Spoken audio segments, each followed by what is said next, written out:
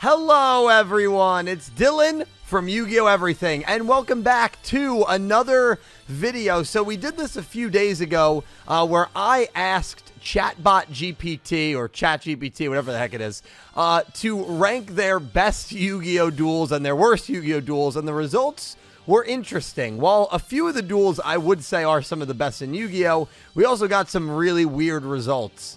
So in today's video, because I got a lot of comments asking me to do some other things with this program, I am going to be getting ChatGPT, Chatbot, whatever it is, the AI, Pandora, to write an alternate ending for every single Yu-Gi-Oh! Show, Duel Monsters, all the way through Yu-Gi-Oh! 7s. So without further ado, let's get into it. Let's see how bad and crazy and maybe really good these alternate endings are. I hope you guys enjoy. All right, so here we are on ChatGPT, and I am going to ask it for every single Yu-Gi-Oh! Simply to write an alternate ending for Yu-Gi-Oh! And for the first one, we are going to do Duel Monsters. All right, let's start it up. All right, so ChatGPT kind of went off. They wrote this much quicker than we've seen them write some other prompts, which really the only other one we did was, of course, the one where they ranked the 10 best and 10 worst duels. So let's start. Yugi and his friends had finally defeated the nefarious Pegasus and saved the world from the clutches of darkness. Okay, so in this alternate ending, I guess Pegasus comes back still as evil at the end. Don't really like that, but we'll run with it. With the threat of the Shadow Realm vanquished, they returned to their normal lives, cherishing the memories and friendships forged through the countless duels. Days turned into weeks, and weeks turned into months, as life settled into a peaceful rhythm. Yugi continued to excel in Duel Monsters, honing his skills and becoming an even greater duelist. His reputation spread far and wide, attracting challengers from all corners of the globe. One day, an invitation arrived at Yugi's doorstep. It was an exclusive tournament held in a distant land, rumored to be the ultimate test for the world's greatest duelists. Yugi's heart raced with excitement as he realized this was an opportunity to prove his worth once again. Yugi gathered his friends, including Joey, Taya, Tristan, and even Kaiba, who had begrudgingly accepted the invitation. The group embarked on a journey, their spirits high and determination unwavering. They faced formidable opponents along the way, each duel pushing them to their limits. As they reached the tournament grounds, they were greeted by a sprawling cityscape filled with dueling arenas, teeming with dueling enthusiasts from around the world. The tournament's organizers had spared no expense,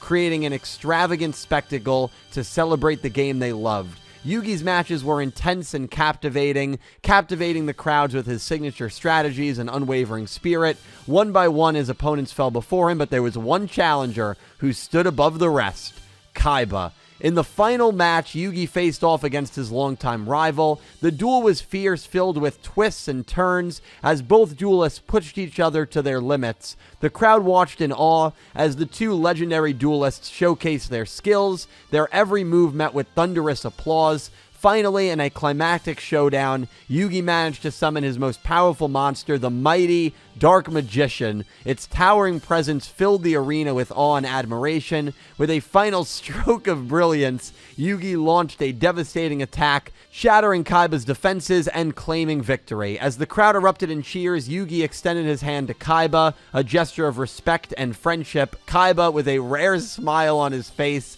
accepted the hand and congratulated Yugi on his well-earned victory. Their rivalry had transformed into a bond that transcended the game itself. With the tournament won, Yugi and his friends returned home, their hearts filled with joy and memories that would last a lifetime, the bonds they had forged, blah, blah, blah. And so the story of Yugi and his friends came to a close, but their legacy lived on. Duel Monsters continued to captivate new generations of duelists, and Yugi's name became synonymous with greatness. His journey had not only shaped his own destiny, but also inspired countless others to embrace the powers of friendship, courage, and the indomitable spirit of the game they loved, Yu-Gi-Oh! Duel Monsters. So that alternate ending gets, I'm going to say, a 3 out of 10 for me. Not a fan of that at all. So we're ending with a tournament arc. It also talks about, if you replace Pegasus with Bakura at the top, I guess that can make sense, them coming back from Egypt. So I'll let that pass.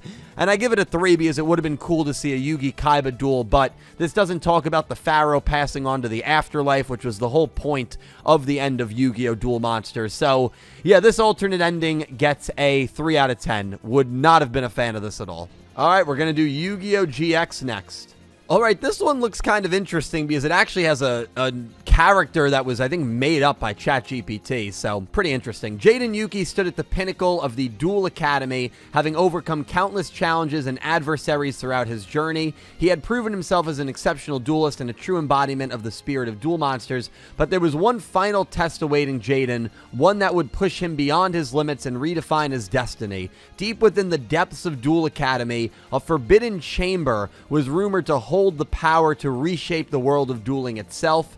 Driven by curiosity and a thirst for adventure, Jaden ventured into the chamber, accompanied by his closest friends, Cyrus, Alexis, Chaz, and Zane. They were met by a mysterious figure, a forgotten duelist with incredible power named Elijah, I'm just going to go with Elijah. Elijah revealed that she had been trapped within the chamber for centuries, longing for someone worthy to inherit her immense knowledge and power. She challenged Jaden to a duel, promising that victory would grant him the ultimate reward, a chance to reshape the future of Duel Monsters. The duel commenced, and Elijah unleashed an arsenal of legendary monsters and devastating spells. Jaden fought with determination, his deck resonating with the bonds he had formed with his friends, and his unyielding belief in the power of friendship. As the duel reached its climax, Jaden summoned his greatest trump card, the mighty elemental hero Neos, infused with the energy of his friend's support. In a single earth-shattering attack, Jaden's Neos obliterated Elijah's defenses,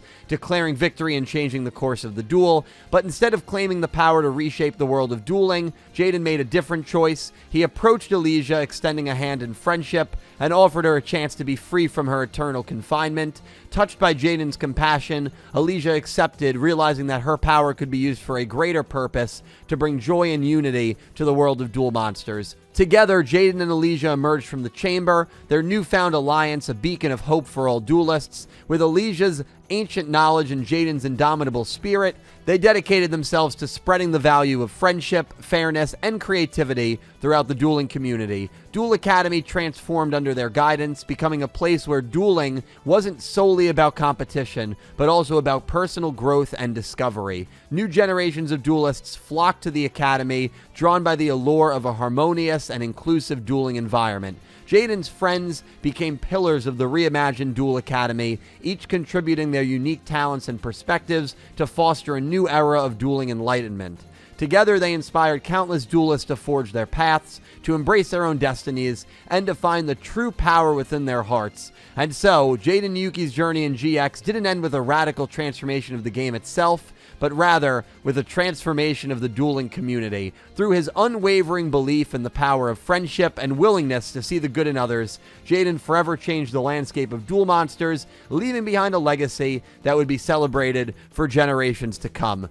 So I do like in this alternate ending that it seems Jaden's friends maybe stay at the Academy to usher in the new generation of duelists rather than kind of going on their own journey. That's kind of cool. It's a little more decisive of an ending that they maybe got in the actual show. But all in all, I'm going to give this alternate ending a 5 out of 10. I'm not the biggest fan of it. It's cool that they kind of created a character out of nowhere here, but there was really no lead up and foreshadowing to it. Obviously, if this was the alternate ending, I'm sure there would have been foreshadowing to it throughout the story, but it kind of feels very similar to Judai and Yubel's transformation and merging together, so feels like they kind of took elements of that, which we already, of course, saw in Season 3. So I'll give this one a 5 out of 10. Next up is Yu-Gi-Oh! 5Ds. This is the worst thing I've ever read in my life. I swear to God, I'm not making this up. As the final battle against the dark forces of Iliaster raged on, Yusei and his friends fought with everything they had, determined to save the world from its impending doom. The stakes had never been higher, and the fate of the future hung in the balance. But just as it seemed that Iliaster would unleash their ultimate weapon, a mysterious figure emerged from the shadows. It was none other than the long-lost brother of Yusei, Shingo Fudo. Are you kidding me? Having disappeared years ago, Shingo had been presumed dead. However, he had spent those years honing his skills and uncovering secrets that would change everything. Shingo revealed that Iliaster's plan wasn't just about control and domination, but also about manipulating time itself. Their ultimate goal was to rewrite history and reshape the future according to their desires. To counter their nefarious plot, Shingo had discovered a powerful artifact known as the Time Nexus, capable of controlling the flow of time. With Shingo's arrival and the time nexus in their possession, the tide of the battle turned. Yusei and his friends fought with renewed vigor, combining their skills and strategies with the newfound power to manipulate time. They orchestrated a counterattack that caught Iliaster off guard, stunning their formidable opponents. In a climactic duel, Yusei faced off against Zone, the leader of Iliaster, who wielded the power of the Divine Temple. The duel was fierce, and the fate of the world was hanging in the balance. Yusei's unwavering resolve and the bond with his friends fueled his every move as he summoned the mightiest monsters and unleashed strategies that defied imagination. Finally, in a final cataclysmic clash, Yusei unleashed the full potential of his deck, combining the powers of Stardust Dragon, Shooting Star Dragon, and their newly awakened form, Cosmic Star Dragon. With a single transcendent strike, Yusei shattered Zone's defenses, and the leader of Iliaster fell defeated. As the dust settled, the world began to heal from the ravages of Iliaster's sinister influence. With the time nexus safely guarded, Yusei and his friends vowed to protect it and ensure that it would never be misused. They understood the dangers of tampering with time and swore to preserve the natural order. In the aftermath of the battle, Yusei and Shingo reconciled, their bonds as brothers stronger than ever. Together, they devoted themselves to rebuilding their lives and ensuring the lessons learned from their epic struggle would shape a brighter future. Yu-Gi-Oh! 5Ds didn't end with a complete erasure or reset of time, but instead celebrated the resilience of humanity and the power of unity. The world moved forward, forever changed by the battles fought, the friendships forged, and the indomitable spirit of Yusei Fudo and his friends. Their legacy would inspire generations to come, reminding them that even in the face of overwhelming darkness, hope and strength of the human spirit would always prevail. I cannot believe that in this alternate ending, Yusei has a brother named Shingo. 5Ds is one of my favorite Yu-Gi-Ohs. Shingo Sawatari is a character I clown on all the time. This is like fate really just punching me in the stomach. All in all, I'm actually going to give this one like a 6.5 out of 10. I like that they kept the final battle with Yusei and Zone. The Yusei brother twist is a pretty cool one. And I actually, what is it called? The Time Nexus? That would have made sense, actually, for Bonds Beyond Time to use the Time Nexus to go back in time and fight Paradox, which they did, but it was never... Well, I guess the power of the Crimson Dragon is how they explained it. But all in all, I actually like that one. That's definitely my favorite one so far. I think I prefer the original 5D's ending, but that's not a bad one. I kind of like that one outside of Yusei's brother being named Shingo. All right, up next is Yu-Gi-Oh! Zexal. This one doesn't look too different, honestly, than the ending we got. In the climactic battle against the treacherous Barian world, Yuma and his friends fought valiantly, their determination unwavering. The future of the astral world and the fate of countless lives hung in the balance as they clashed against the dark forces, seeking to consume their world. As the battle raged on, Yuma's bond with Astral grew stronger than ever. They synchronized their thoughts and strategies, anticipating their opponent's moves with unparalleled precision. With each duel, Yuma's deck resonated with the power of friendship, unity, summoning mighty monsters and unleashing awe-inspiring tactics. In a fateful encounter, Yuma confronted Don Thousand, the mastermind behind the chaos who sought to remake the world according to his twisted desires. Don Thousand boasted an arsenal of unfathomable power, but Yuma's unwavering spirit burned brighter than ever, fueled by the love and support of his friends. Their duel was a clash of titans, echoing across the dimensions. Yuma's deck, infused with the energy of his bonds, allowed him to transcend the limitations of mortal dueling, creating an aura of hope and resilience that resonated throughout the cosmos. As the duel reached its apex, Yuma unveiled his ultimate trump card, a fusion of their combined strengths and souls. With a resounding cry, Yuma and Astral merged their essences, forming the magnificent Zexal. The radiant energy emanating from Zale enveloped the battlefield, erasing the darkness that had shrouded it.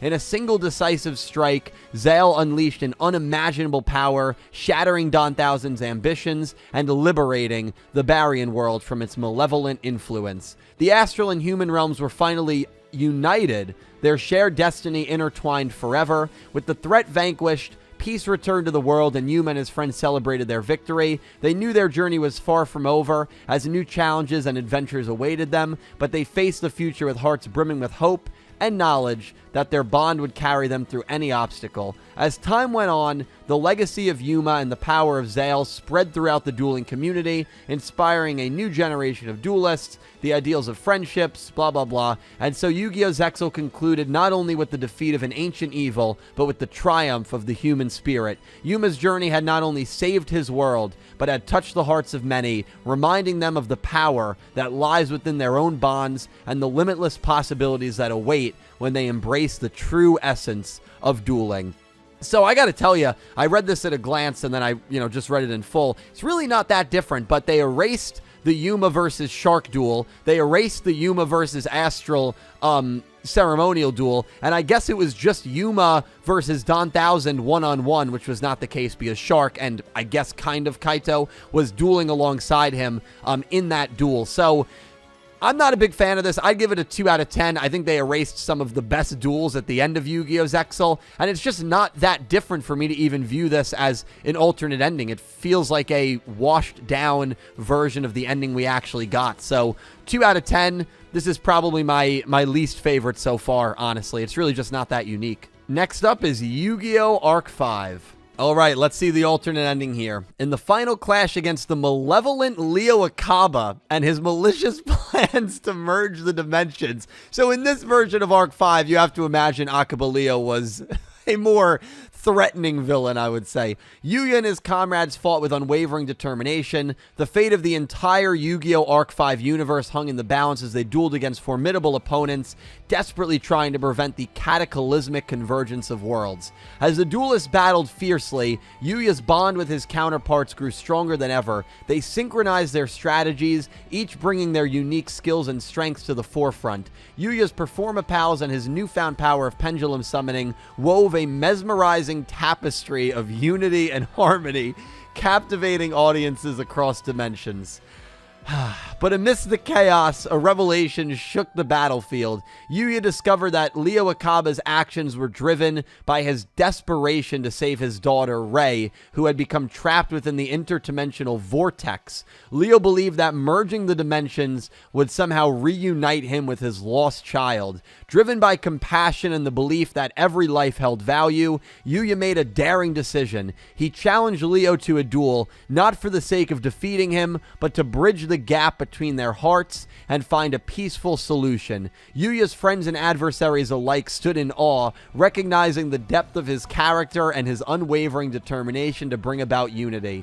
The duel that followed was not one of aggression, but of understanding and empathy. Yuya infused his performance with compassion, showcasing the power of dueling to heal and unite. Leo, moved by Yuya's spirit and the love he saw within his rival, began to question his own methods. In a dramatic twist, Leo made a profound choice. He seized his attempt to merge the dimensions and instead focused his effort on finding another way to rescue his daughter. He realized that true unity came not from erasing individuality, but from embracing diversity and working together to create a better future. With the crisis averted, the dimensions began to heal. Yuya and his counterparts, now seen as ambassadors of unity, set out on a mission to restore balance and forge connections between the world. They inspired duelists from every dimension to embrace their unique identities and the power of their own decks. As time went on, Yuya's vision of unity spread throughout the dimensions, transforming the nature of dueling itself. The Arc 5 Championship became a symbol of harmony,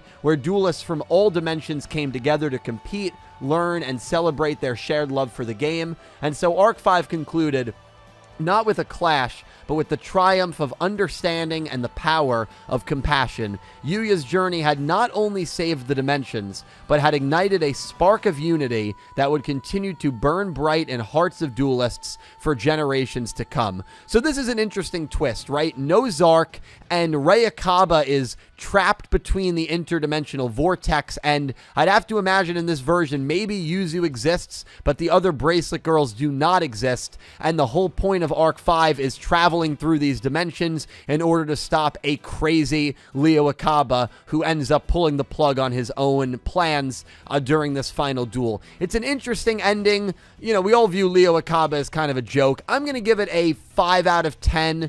I think it probably could be a little higher if the story of Arc 5 was changed. I think for this ending to make sense, the story needs to change dramatically because Rei Akaba, as we know, is not trapped between an interdimensional vortex. She was split among the Bracelet Girls. So there's elements that don't really make sense with the story of Arc 5. But it's an interesting route, and it's okay. I'd give it a 5 out of 10.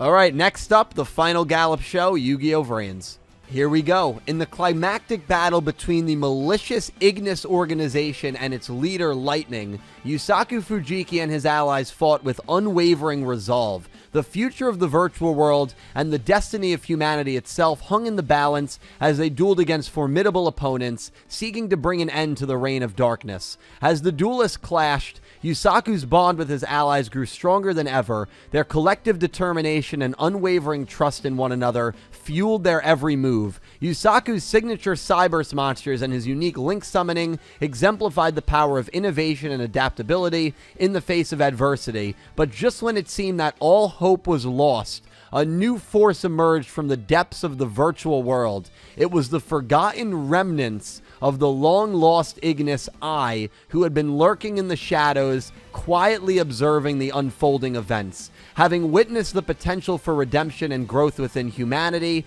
I vowed to assist Yusaku in his final battle. With I's support, Yusaku's dueling prowess reached new heights. They synchronized their strategies, complementing the other's strengths. I's deep understanding of the virtual world and his unique insights helped Yusaku navigate the complex web of Lightning's plans, turning the tide in their favor. In a heart-stopping climax, Yusaku faced off against Lightning in a duel that transcended the boundaries of virtual and physical reality. Lightning, armed with godlike powers, seemed unstoppable, but Yusaku's unwavering spirit and the newfound strength of his bond with I gave him an indomitable resolve. Through a dazzling display of strategic brilliance and unwavering determination, Yusaku unveiled a masterful combination of Cyburst and Link summoning. He fused the power of his deck with the strength of his friendship, unleashing an unprecedented evolution that surpassed the limitations of the virtual world itself. With a single, decisive strike, Yusaku shattered Lightning's defenses, dismantling his malicious reign. As the dust settled, the virtual world began to restore itself, free from the grasp of the Ignis organization. The once dark and fractured network flourished with newfound harmony and potential. In the aftermath of the battle, Yusaku and I reflected on the lessons learned throughout their arduous journey. They realized that despite the dangers and complexities of the virtual realm, it also held immense potential for connection and growth. Together, they dedicated themselves to using their unique skills and knowledge to create a safer virtual world for all. Yu-Gi-Oh! VRAINS did not conclude with the eradication of the virtual world or a complete reset. Instead, it celebrated the power of redemption, friendship, and the potential for positive change. Yusaku and I's journey became a testament to the enduring spirit of humanity and the capacity for growth and understanding, both within and beyond the virtual realm. To be completely honest, I think this is probably my favorite alternate ending so far. I still don't believe I like any of these alternate endings more than the endings we got in the actual show, but I always felt like Lightning should have been the final villain of the show. What he represented in Season 2, the fact that he never actually dueled Playmaker, and the fact that you could argue he never lost. He was never actually defeated in a duel, and so getting a final season where I leaves after the Bowman duel and disappears, and all the other Ignis maybe get revived in human form, and the Ignis organization gets formed and they take over the virtual world, and that's who Playmaker and everyone actually has to defeat, and then I makes this miraculous return to team up with Playmaker one last time. I love it. I'm actually going to give this a 7 out of 10. I really do like this alternate ending. I don't think I like it more than the one we got, but this is probably the best one we've gotten so far, in my opinion. And the final one, alternate ending for Yu-Gi-Oh! 7s. All right, let's see. In the final clash against the nefarious Goha Corporation and their oppressive rules, Yuga and his group of friends fought with determination. The future of dueling and the freedom of expression hung in the balance as they dueled against Goha's top executives, seeking to bring an end to their tyrannical reign. As the duelists clashed, Yugioh's bonds with his friends grew stronger than ever. Their unwavering trust and unyielding belief in the power of fun fueled their every move. Yugioh's unique rush dueling style and his deck of monsters exemplified the spirit of freedom and individuality in the dueling world. Just as it seemed that victory was within their grasp, a surprising turn of events occurred. An underground resistance movement known as the Shadow Duelists emerged from the depths of Goha City. Led by a mysterious duelist named Aiden, they sought to challenge Goha Corporation's grip on dueling and restore true freedom to the game. Realizing the shared goals of Yugioh and Aiden, they joined forces, combining their skills and strategies. Yugioh's rush dueling and Aiden's unconventional deck and tactics formed a formidable alliance, catching Goha Corporation off guard. In a stunning turn of events, Yugioh and Aiden issued a challenge to Goha Corporation CEO Roa Kirishima and his elite executives. Roa was not a Goha Corporation employee, I believe, at all. They proposed a grand tournament where the true spirit of dueling, unhindered by Goha's restrictive rules, would be celebrated. The tournament would take place in the heart of Goha City. The tournament unfolded as a grand celebration of individuality and creativity. Duelists from all over Goha rallied behind Yugioh, Aiden, and their cause, eager to break free from Goha's iron grip.